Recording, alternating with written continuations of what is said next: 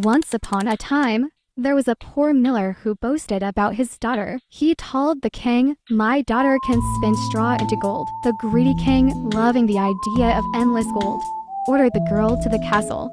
The miller's daughter was locked in a room filled with straw, with a spinning wheel in the center. "Spin all the straw into gold by morning, or you shall lose your life," commanded the king. Terrified and hopeless, the girl began to cry. Suddenly, a tiny little man with a mischievous grin appeared. "Why are you crying?" he asked. "I have to spin all the straw into gold, but I don't know how," she sobbed. The little man thought for a moment. "I can help you. What will you give me in return?" "I have nothing," said the girl. "How about that necklace you're wearing?" he suggested without hesitation.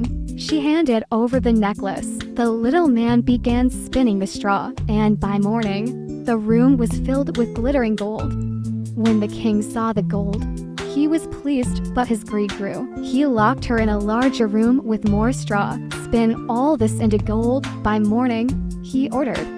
Again, the little man appeared, asking, "What will you give me this time?" "I have nothing left to give," the girl said suddenly. "How about your ring?" he asked. The girl agreed and handed over her ring. By morning, the straw had turned into piles of gold. The king, now even more greedy, locked her in the largest room yet, filled with straw. "If you spin this straw into gold, I will marry you," he said. Once again, the little man appeared.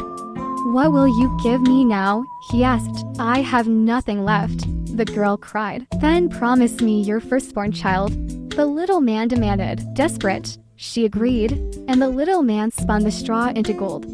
The king married the miller's daughter, and she became queen. A year later, the queen gave birth to a beautiful baby. She had forgotten about her promise to the little man until one night. He appeared in her room. "Give me the child, as you promised," he said. "No, I'll give you anything, but not my baby," she pleaded. The little man thought for a moment and said, "I'll make you a deal. If you can guess my name within 3 days, you can keep your child." The queen tried every name she could think of: William, Henry, George, but none were correct. On the second day, she sent out messengers to gather unusual names from across the land, but still none were right.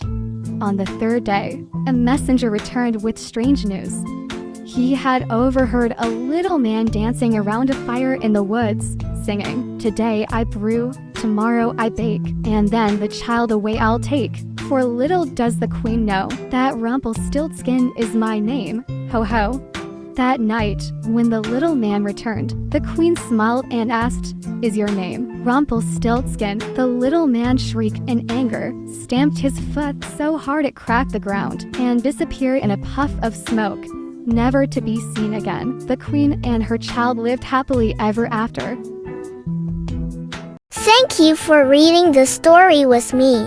Please subscribe Olivia's Storybook Corner for more fantastic stories. Bye bye.